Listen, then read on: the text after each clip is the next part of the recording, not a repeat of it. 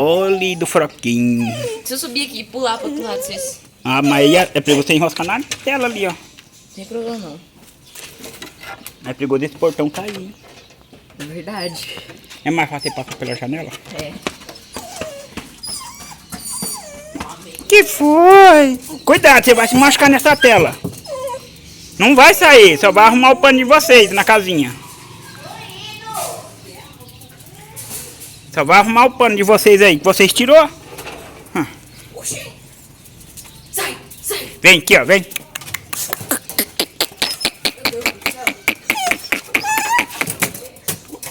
Ô, nega, calma. Pra quem? Vem. Vem, Polly, vem, vem.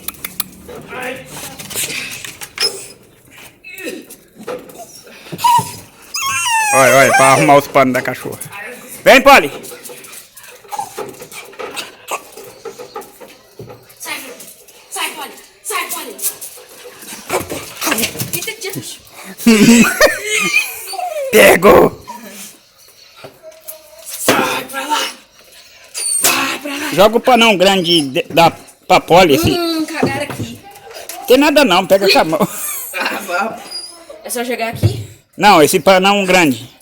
Só um só. Joga dentro da casona. Esse daí é. Ui. Pode jogar mais pra dentro. Sai, Vai. Vem, Polly. Eita, diacho. É o André. Mas que ia Ah, cair. essa outra rosa, cor, marronzinha, joga na pequenininha aqui.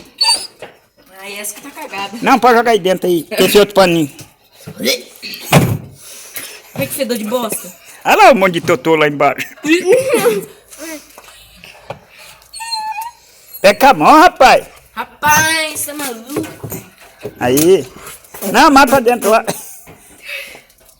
Aí. Aí tá. Pronto. Ai. Polly, vem. Vem pra aqui.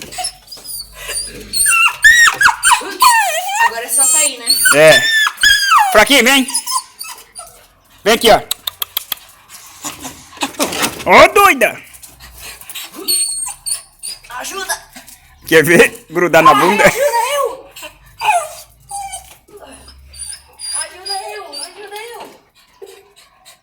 Não, pera! Ah, meu Deus, você vai machucar nessa tela.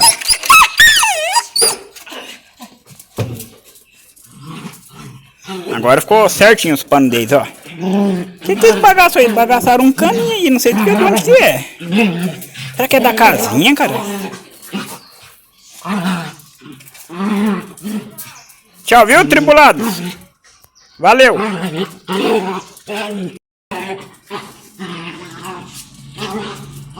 Ah! Pshá! Ha! Pshá! Zaquete, vocês dois! Você, menina, e você, menino! Zaquete!